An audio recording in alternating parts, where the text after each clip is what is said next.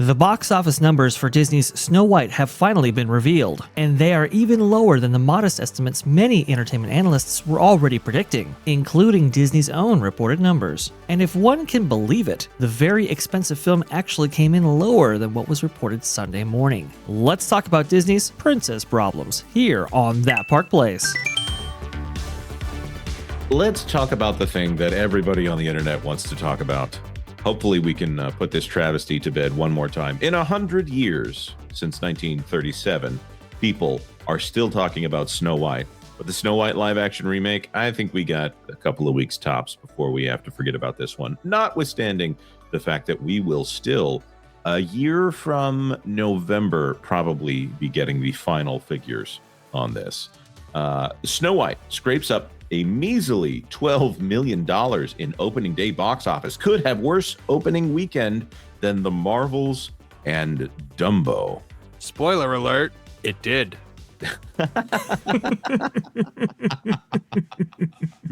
That's very true. This was not a good movie. Everyone on the panel has seen this movie, and anybody want to speak up and defend this one? I'm not trying to put anybody on the spot. It's okay. This is a safe space. If you want to tell me that you like the movie, go ahead, Vash, Marvin. It's all right. If I can quote a wise man, it stinks. I legitimately, while watching the movie, did not know the pain that I was feeling from passing a kidney stone and what I was watching on the screen. I didn't know which one was worse, so I'll put it that way. This movie was. We were in a theater with 8 people. We haven't talked about this on That Park Place yet. So if you didn't happen to catch Pro's review or the visit over to Valiant Renegades live stream where we ended up talking about this, there were 8 people in my screening. 2 of them were children. One of them was a grandmother taking a child, and the other one was a family that just went. And my wife and I went to go see this because it was almost like a date, except that we watched a horrible movie that neither of us really wanted to watch. And we had to stop ourselves from laughing out loud on several occasions. That hasn't happened since we watched G.I. Joe in theaters, and Channing Tatum just looks straight almost looks straight at the camera and says, "I'm going to get you out of here." It's just... The laughter of a poorly put together movie is just too much. It's overcoming at times. This movie is obviously reshot over and over again. It is straight up communism. That's the ideal that they're striving for the entire movie.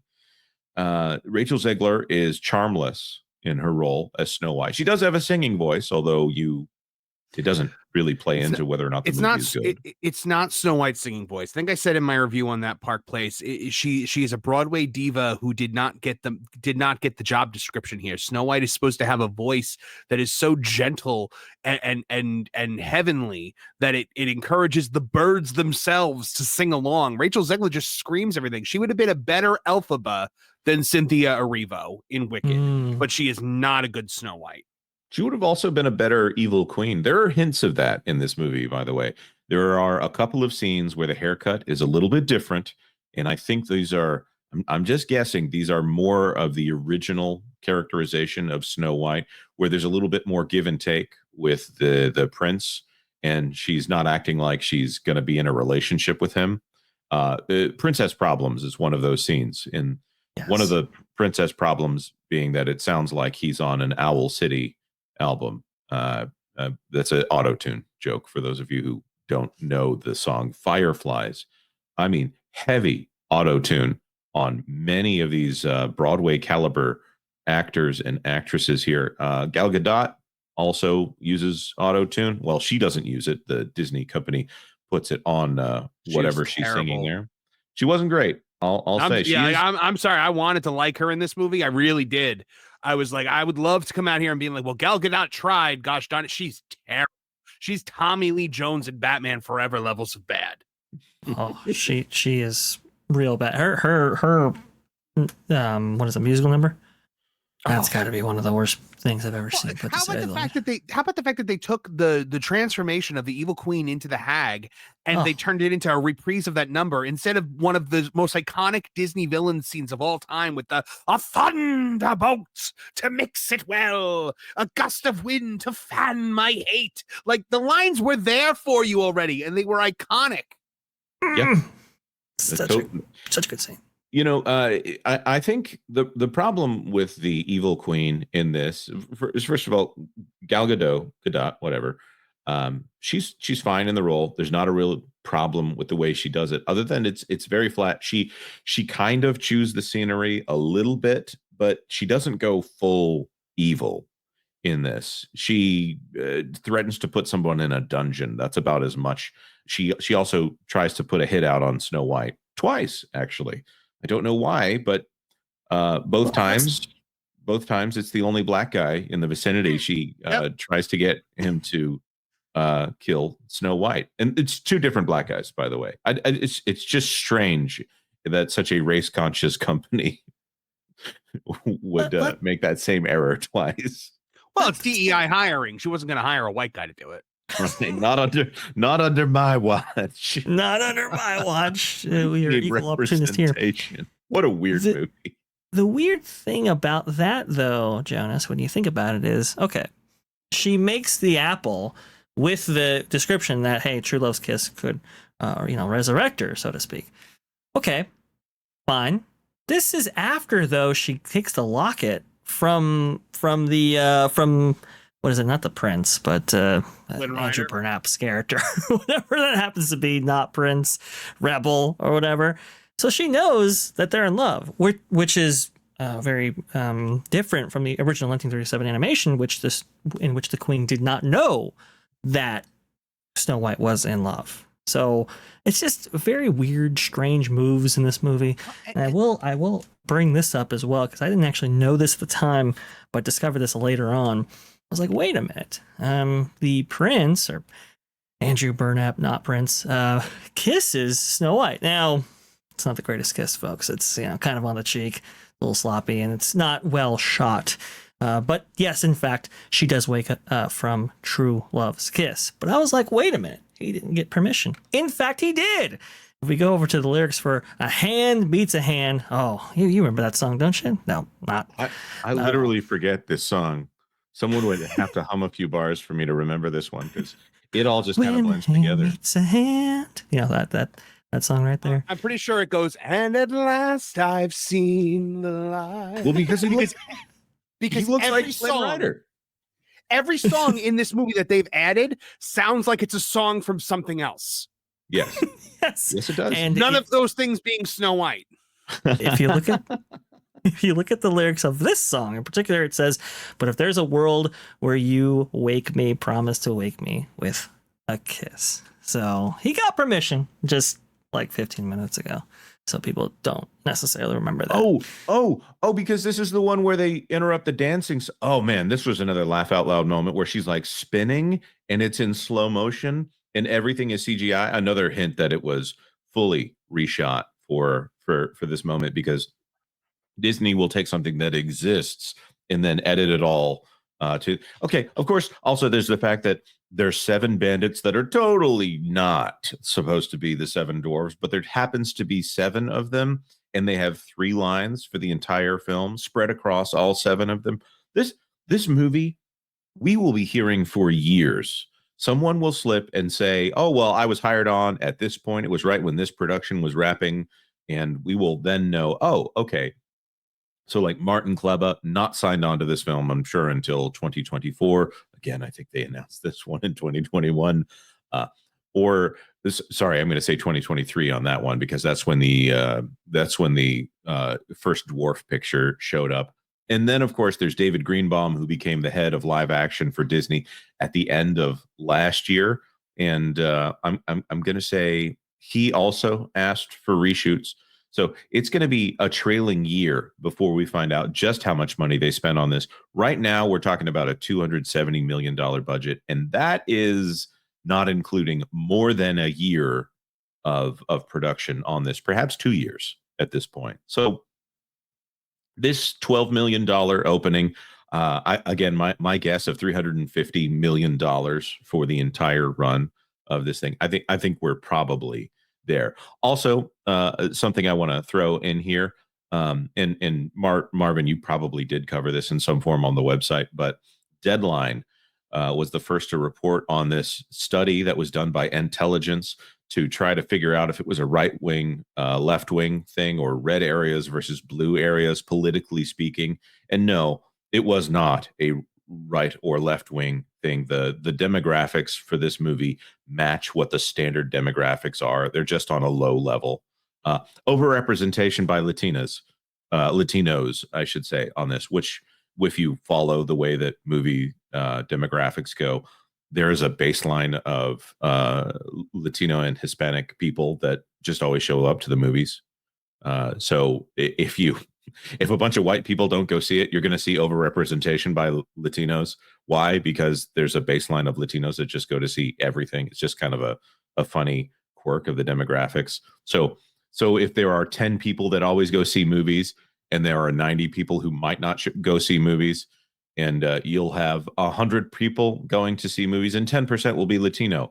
If 50 of those people don't show up, and you have that same 10%, all of a sudden you have 20% more of the audience was Latino, as opposed to it just being the same people showing up for those movies. I don't know if I'm representing the statistical argument here well enough, but this ended up not being a political thing. This ended up being a lack of interest across the board.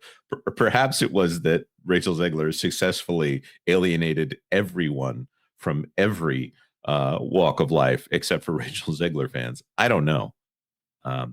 You guys have anything to contribute on the political aspect of this one? We usually actually don't cover politics on this if we can help it on this channel. But anyhow.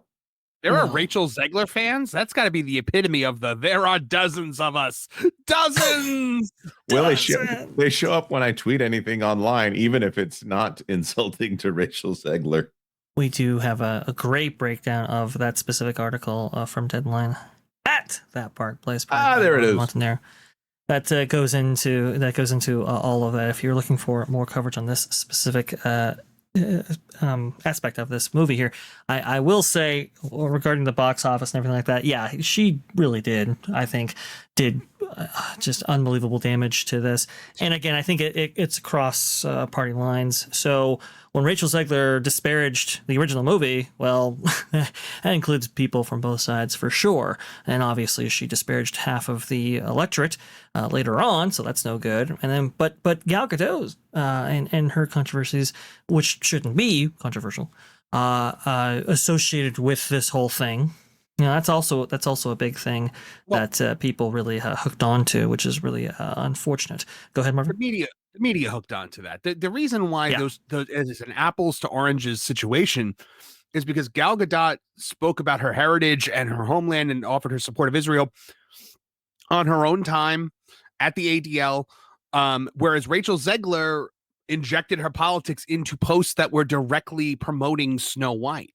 That's why it's not the same. And did you see Rachel Zegler yesterday? We have an article up on it this morning. Basically took a victory lap on social media.